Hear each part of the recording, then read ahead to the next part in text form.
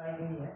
ये जो रमाकांत का असॉल्ट केस है, इसके अंदर में समय समय पे इन्वेस्टिगेशन की डिटेल आप लोगों के साथ शेयर की थी, पर कल जो उन इन्वेस्टिगेशन के दरमियान भी रमाकांत का जो विक्टिम है इस केस में, उनका स्टेटमेंट पुलिस ने रिकॉर्ड किया था। लेकिन कल हॉस्पिटल से डिस्चार्ज होने के बाद उन्होंने कुछ बयान दिया है, और उस बयान को ध्यान में रखते हुए पुलिस की तरफ से मैं समझता हूँ कि बोलना आवश्यक हो गया है, क्योंकि उन्होंने कुछ बड़े ही संगीन आरोप लगाए हैं। तो इस वजह से जो इन्वेस्टिगेशन अभी तक कैरी की गई है उसके बारे में ब्रीफली हम आप लोगों से शेयर करना चाह रहे हैं। और मैं ये बताना चाहूँगा इसमें काफ़ी स्विफ्ट और प्रॉम्प्ट इन्वेस्टिगेशन हुई है, काफ़ी लोग अरेस्ट भी हुए हैं और जो भी एविडेंसेज आए उसके आधार पर इन्वेस्टिगेशन हुई है। अभी मैं आगे इसमें एसपी नॉर्थ को बोलूँगा कि जो बेसिक डिटेल्स हैं इन्वेस्टिगेशन की शेयर करेंगे, और उसके बाद फिर SDPO पेंडिंग की बात करेंगे। Good morning to everyone. तो जैसा सर ने बताया कि हमने इस केस में इन्वेस्टिगेशन बहुत ही स्विफ्टली एंड फेयरली की है। जैसे जैसे एविडेंस सामने आया है हमने उसमें कार्रवाई की है, और इसमें किसी भी तरीके का कोई बायस नहीं हमने दिखाया है। जिस दिन हमको इंसिडेंट रिपोर्ट हुआ था 18 सितंबर को, उसी दिन शाम को 9 बजे के आसपास हमने 5 लोगों को अप्रीहेंड कर लिया था। वो हमने अप्रीहेंशन किया था based on the CCTV footage. उसके जो फोटोज हमको मिले थे CCTV फुटेज के आधार पर, उसको हमने मैच किया हमारे रिकॉर्ड से, और उसमें पाया कि जो 5 लोग उसमें पाए गए थे उनके ऊपर क्रिमिनल रिकॉर्ड था, उनका फोटो मैच कर रहा था। तो उसको हमने तुरंत उनके वेयरअबाउट्स का पता लगा के, हमने जब वो गोवा से बाहर जाने की कोशिश कर रहे थे तो हमने मल्टीपल टीम्स बना के उनको अरेस्ट किया था। ये कार्रवाई सेम डे ही हमने अंजाम दी 18 सितंबर 2025 को। उसके बाद उनका इंटरोगेशन हमने किया बहुत ही रिगरसली अगले 24 घंटे के अंदर। तो उन्होंने बताया कि 2 लोग और उनके साथ थे जिनको हमने CCTV के फुटेज पर, जो कि थोड़ा सा अनक्लियर था, तो उसको आइडेंटिफाई करने में थोड़ा टाइम लगा। जैसे ही वो आइडेंटिफाई हुए 2 लोग, उनको भी हमने अगले दिन अरेस्ट किया। उन दोनों का नाम जो था वो था साइराज और फ्रांको। तो ऐसे 7 लोग हमने 2 दिन के अंदर ही अरेस्ट कर लिए थे। उसके बाद इन 7 लोगों का हमने 48 घंटे इंटरोगेशन किया। जो भी और एविडेंसेस, मोबाइल फोन्स, जो हमको सारी चीज़ें मिली थी, उसके बेसिस पे हमको पता लगा कि कॉन्स्पिरेसी का एक एंगल है। जेनिटो कार्डोजो का नाम लिया 2 अक्यूज ने, कि वो उनसे मिलके जेनिटो के साथ मिलकर उन्होंने कॉन्स्पिरेसी की थी कि मिंगेल फ्रांसिस और जेनिटो ने मिलकर कॉन्स्पिरेसी की थी कि रामाकांत कोनकर के ऊपर अटैक किया जाएगा, क्योंकि रामाकांत कोनकर ने मिंगेल और जेनिटो को टारगेट किया था समय समय पे, और इनका पास में स्कफल भी हुआ। तो उसके बेसिस पे हमने जेनिटो कार्डोजो को भी 21 तारीख को अरेस्ट किया। उसके बाद फिर हमने आगे की इन्वेस्टिगेशन कंटिन्यू करते हुए उसका स्टेटमेंट लेने की कोशिश की रामाकांत कोनकर जी का। लेकिन रामाकांत कोनकर जी ने स्टेटमेंट देने से काफ़ी टाइम तक रेजिस्ट किया। डॉक्टर ने ओपिनियन हमको दिया कि he is fit to give statement, but till 2nd of October we were not able to get the statement. Finally on 2nd October our IO was able to get statement in presence of wife of Ramakant Konkar ji and his advocate. The statement was video recorded also. और उस statement में हमको जो चीज़ें मिली उसके basis पे हमने आगे इन्वेस्टिगेशन की है। अभी हमने इसमें टोटल सीजर जो हमारा हुआ है इस केस में, जो हमने केबल जो यूज़ की गई है कमीशन ऑफ ऑफेंस में, वो हमने सीज की हैं। 3 जो 2 व्हीलर्स थे जो दिख रहे हैं CCTV फुटेज में, मैं आसपास की CCTV फुटेज हमने एनालिसिस किया था, तो उसके बेसिस पर 2 व्हीलर्स 3 दिखाई दिए थे, उनको तीनों को हमने सीज किया है। अक्यूज के साथ 6 मोबाइल फोन बरामद हुए, उनको भी हमने पंचनामा ड्रॉ करके अटैच किया है। तो ये सारी कार्रवाई बहुत जल्दी अंजाम दी गई है। उसके बाद इन्वेस्टिगेशन में पता चला कि ऑर्गेनाइज्ड क्राइम का हमने सेक्शन इसमें एड्यूस किया, क्योंकि ये अक्यूज पहले भी केसेस में इन्वॉल्व रहे हैं और इस तरीके से ग्रुप बना के ये क्राइम करते रहे हैं। तो उसमें ऑर्गेनाइज्ड क्राइम के इंग्रेडिएंट अट्रैक्ट होते हैं, और ऐसा भी लगा कि कुछ इन्होंने एविडेंसेस को डिस्ट्रॉय करने की कोशिश की है आफ्टर कमीशन ऑफ क्राइम, इसलिए सेक्शन 238 ऑफ BNSP में लगाया गया। उसके बाद CCTV फुटेज वगैरह वो सब अटैच किया गया है। रामाकांत कोनकर जी ने स्टेटमेंट में बोला था कि उनके अगेंस्ट, उनको जब असॉल्ट किया जा रहा था तो उनको SC/ST के धारा के अंदर उनको अब्यूज़ किया गया, और उसमें कुछ सेक्शन 3 जो है उसमें डिफाइंड है कि अगर कोई जाति के नाम पे आपको अब्यूज करता है और असॉल्ट करता है तो SC/ST एक्ट उसमें अट्रैक्ट होता है। तो हमने अकॉर्डिंगली वो सेक्शन भी डायरेक्टर प्रोसिक्यूशन से ओपिनियन लेके लगाया है, और और इन्वेस्टिगेशन एसडीपीओ पणजी को सौंपी गई, क्योंकि एक्ट के अंदर प्रोविजन है कि the offences registered under this act have to be investigated by DYSP rank officer. तो ये सारी इन्वेस्टिगेशन चालू है। सारे अक्यूज जो है अभी भी जुडिशियल कस्टडी में है, और जैसे जैसे हमको एविडेंस मिल रहा है हम आगे इन्वेस्टिगेशन उसमें कर रहे हैं। बाकी जो डिटेल सीक्वेंस ऑफ इवेंट है वो एसडीपीओ पणजी को मिलेगा।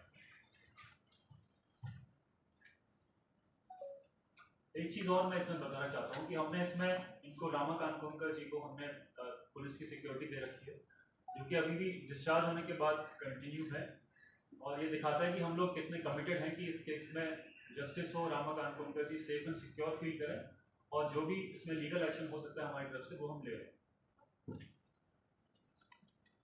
Now the investigation of this case is taken by me, and presently one of the accused, Zeneto Cardozo, has filed for a bail before the Honorable Sessions Court, and the same is pending before the court. And tomorrow at 2:30, the hearing of the bail will be heard by the Honorable Court.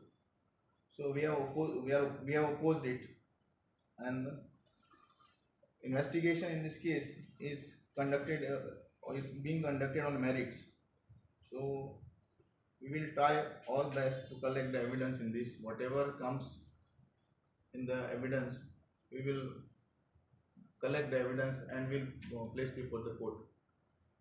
So in this case, Rama Kankonkar has made statement alleging name of some politicians. So during the first, when my PSI Manjunath Naik went to record the statement, these names were not figuring in that. Even we have video recorded the statement of Rama Kankonkar. So now this is the improvement. So there has to be some connect. So we are investigating in that angle also. So as of now, the investigation is conducted with full force. So nothing, no pressure of any sort of in this investigation to this. So investigations will be conducted on merit. I want to add कि जो मैंने statement लिया था रामा कानकोनकर जी का, उसमें मैंने जिस दिन स्टेटमेंट लिया था उसके 2 दिन बाद आई हैड ब्रीफ मीडिया कि what was the main crux of the investigation statement. उसमें जो नाम थे वो ऑलरेडी हमने उन पर कार्रवाई कर रखी थी, और जो स्टेटमेंट्स में जो भी आगे आया तो उस पर हम कंटिन्यू कर रहे हैं इन्वेस्टिगेशन। जैसे जैसे एविडेंस के साथ कनेक्ट होगा बाकी एविडेंस के, स्टेटमेंट में जो भी चीज़ें आती हैं उसको हमको कोरोबोरेट करना पड़ेगा बाकी एविडेंस के बेसिस पे, और अकॉर्डिंगली फिर हम action. Sir, now the victim is misleading the investigation. I cannot say that. It's just that कि जो victim का पहला statement होता है that holds a lot of evidentiary value.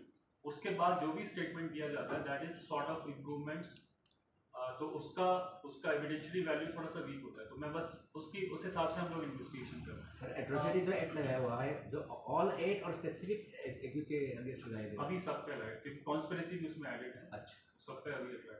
Sir, Rama ने और एक मेंशन किया कि जब उनका स्टेटमेंट लिया था तभी उनको पूछा नहीं गया कि पॉलिटिशियन 3 घंटे में एक बार भी पूछा नहीं गया। ये स्टेटमेंट लेने में और इंटरोगेशन करने में फ़र्क होता है। इंटरोगेशन में हम जो भी हमारे सामने होता है, अक्यूज है या विटनेस है, उससे हम पूछते हैं कि ये कैसे हुआ, वो कैसे हुआ, आपने ऐसा क्यों किया। बट स्टेटमेंट में जो विटनेस है he is free to give statement, he is free to speak his mind. तो जो उन्होंने बोला वो हमने रिकॉर्ड कर लिया। अभी रामा ने एलिगेशन किया है कि politician are involve in his attack, he doubts like. अभी उसका वापस में आप सप्लीमेंट्री स्टेटमेंट लेंगे या जेएमएफसी को इंटीग्रेट करेंगे? या it can be taken, we will see कि अभी जरूरत है। Now his JMFC magistrate statement has been not done. He is free to apply for that. Sir, in this whole case, is there any angle of extortion as such? अभी तक तो ऐसा सामने नहीं आया, बट इन्वेस्टिगेशन कंटिन्यू है। Sir, और एक आपने कहा कि डॉक्टर ने बोला था कि वो फिट है स्टेटमेंट देने के लिए, तो किस चीज़ के लिए डिले हो रहा था? ये तो हम बता नहीं सकते, क्योंकि हमने तो अपनी तरफ से, क्योंकि हमको भी ज़रूरत थी कि रामा कानकोनकर जी जो भी बोलेंगे उसके हिसाब से हम आगे इन्वेस्टिगेशन बढ़ाएंगे, लेकिन कुछ थोड़ा उसमें डिले हुआ। लेकिन फाइनली 2 अक्टूबर को किसकी ओर से, रामा की ओर से?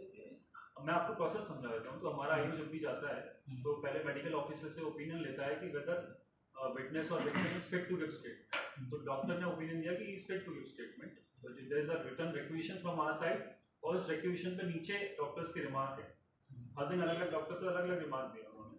अलग अलग डॉक्टर ने मांगी, बट सेम रिमार्क था कि witness is fit to give statement. But जब हमारे आईओ जाते थे तो उन्होंने स्टेटमेंट देने से मना कर दिया कि मैं अभी फिट नहीं फील कर रहा।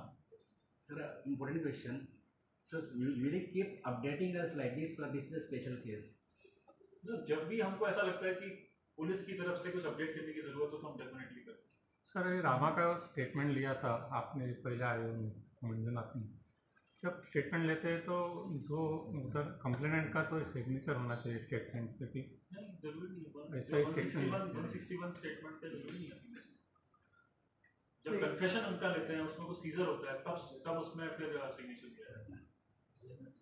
तो जनरल का इसमें क्या लेंगे, काफी दिन हो गए जनरल का तो रामा सॉल्ट ज़नीटो अभी तक इन्वेस्टिगेशन चालू है, बट अभी भी मतलब मिंगेल और फ्रांसिस ने ज़नीटो को अप्रोच किया और तीनों ने मिलके कुछ दिन पहले 18 तारीख से 4-5 दिन पहले इन्होंने प्लान किया कि हम अटैक इसको करेंगे। स्पेसिफिक किस चीज़ के लिए अब तक वो सर जो आप अभी तक स्टेटमेंट में जो आया है इन लोगों के कि मिंगेल के साथ इसका पहले भी डिस्प्यूट एक स्कफल हुआ था और उसमें उन्होंने वीडियो वगैरह कुछ बनाए थे एक दूसरे के अगेंस्ट, तो वो सब है, लेकिन इसको कंक्लूसिव तरीके से अभी कहना मुश्किल है। जारी है इस पर इन्वेस्टिगेशन। सर रामा की वाइफ ने और एक एलिगेशन किया था कि स्टेटमेंट पब्लिक किया था, रिलीज हुआ था। हमारी तरफ से तो इंक्वायरी चालू, हमारी तरफ से कोई ऐसा पब्लिक नहीं हुआ है स्टेटमेंट। एक कॉपी हमने जो विटनेस है उनको भी दी जाती है जिसका हम स्टेटमेंट लेते हैं। हमारी तरफ से पूरा रिकॉर्ड कॉन्फिडेंशियल है। तो सर अभी तक मोटिव पर्सनल एंटिटी ही है, कंस्पिरेसी भी है। जब फाइनली चार्जशीट फाइल होगी तब क्लैरिटी इसमें। Thank you. मिलते रहेंगे।